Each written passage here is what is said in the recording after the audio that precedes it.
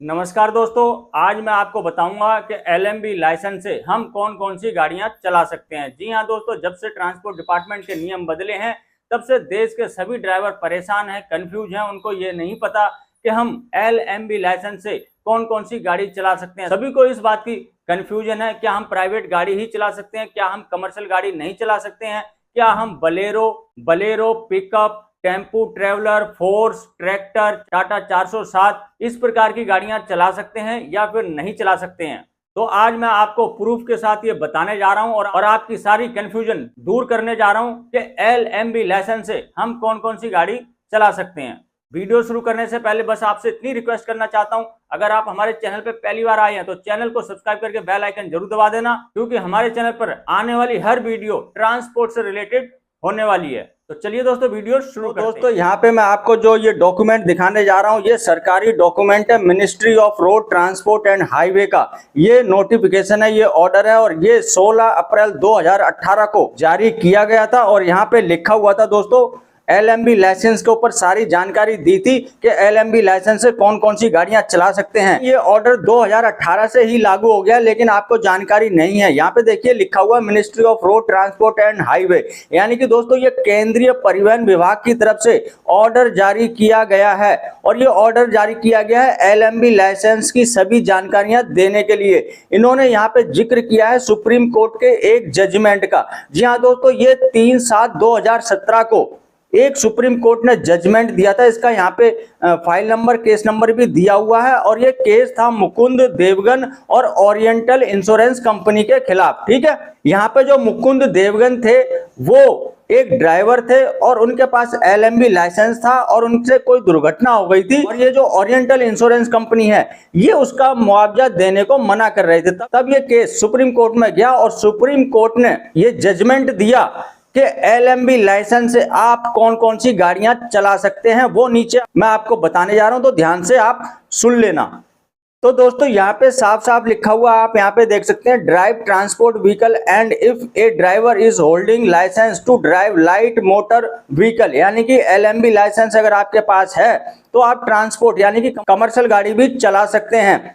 और इसमें सारे फैसले में बिल्कुल साफ साफ ये कहा गया है कि अगर आपके पास एलएमबी लाइसेंस है तो आप प्राइवेट गाड़ी भी चला सकते हैं, कमर्शियल गाड़ी भी चला सकते हैं। लेकिन जो आपकी कमर्शियल गाड़ी होगी या फिर प्राइवेट गाड़ी होगी उसकी भी एक कंडीशन है कि अगर आपकी गाड़ी और गाड़ी पे जो भी आपने सामान लोड कर रखा है उनको टोटल को मिला के 7,500 किलोग्राम से आपकी गाड़ी का ग्रॉस वेट ज्यादा नहीं होना चाहिए, तब उस गाड़ी को आप एलएमबी लाइसेंस से चला सकते हैं। आपको कमर्शियल गाड़ी यानी कि पीली नंबर प्लेट वाली गाड़ी चलाने के लिए अलग से कोई कमर्शियल लाइसेंस लेने की जरूरत नहीं है, इस जजमेंट में बिल्कुल साफ साफ कहा गया है। और यहाँ पे साफ साफ लिखा हुआ है कि आप एलएमबी लाइसेंस से कौन कौन सी गाड़ियां चला सकते हैं। तो नंबर 1 है मोटरसाइकिल विदाउट गियर, जैसे स्कूटर हो गया, एक्टिवा हो गया, ये चला सकते हैं। नंबर 2 मोटरसाइकिल विद गियर, यानी कि बाइक भी चला सकते हैं आप।